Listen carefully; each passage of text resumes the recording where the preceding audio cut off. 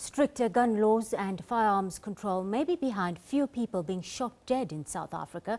Well, that's according to a 17-year study drawing on mortuary data.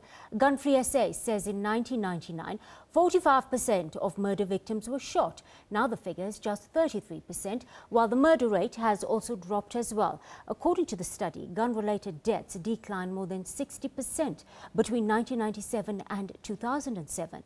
Gun-related deaths dropped from about 9,540 per year between 1997 and 2000 to 3,793 in 2007.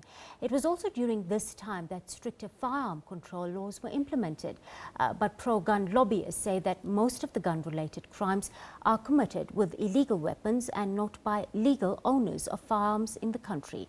Well, Director of Gun-Free SA, Adele Kirsten, joins us in studio now.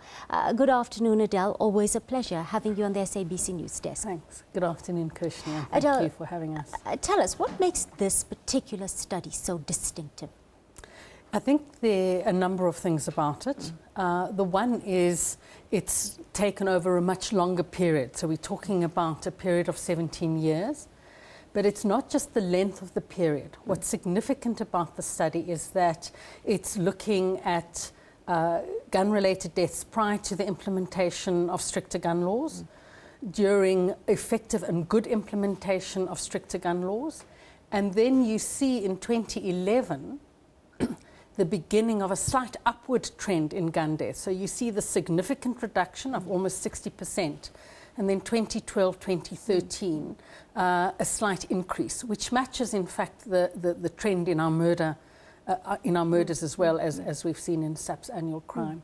So and I guess what's significant about that is that it enables us to then say, with introduction of stricter gun laws, we're seeing a significant reduction in gun deaths.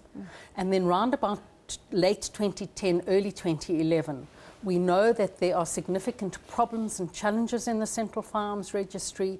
There's also a push for reaching targets to process 1 million firearm licenses, renewals and competencies in a 6-month period. And so what we begin to see is poor implementation of the Act, and we begin to see then a slight trend, an increased trend. So I think that's the most significant about the study. We want to understand on the ground, how do the tighter gun restrictions actually help reduce the gun deaths we're seeing? Well, it's fairly straightforward. Part of what you're saying is you're reducing access to weapons.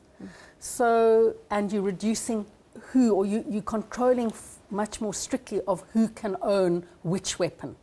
So I guess the sort of the cornerstone of the South African law, which would meet global standards, is that very strict criteria and conditions for anyone entering the process. The age restrictions, there are things like a history of violent behavior, substance abuse, etc. But significantly is there's a limit on the number of weapons any person can own. In particular for self-defense, it's limited to 1 handgun, whereas under the old law there were few limits. And then, so it's the type of weapon, it's the type of person, and then it's for the purpose. So those are the key elements of our gun law.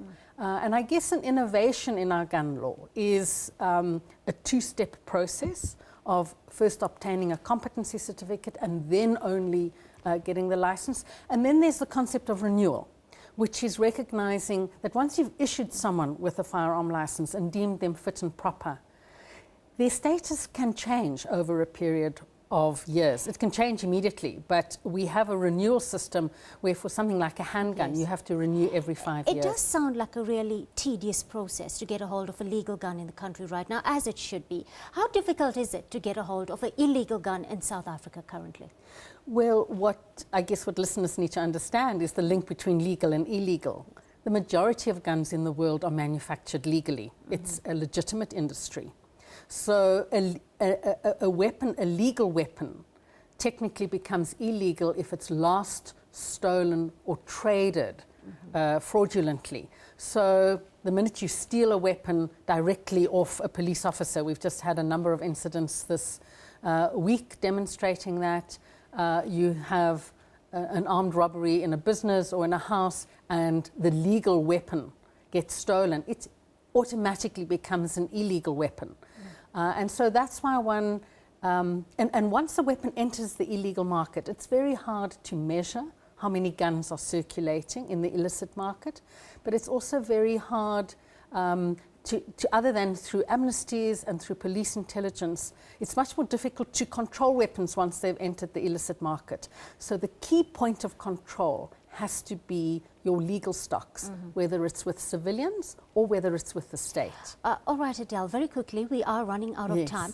Pro-gun lobbyists, they are saying that most of the gun-related crimes committed in the country right now are committed with illegal weapons and not by the more than million legal owners of firearms. How do you respond to that?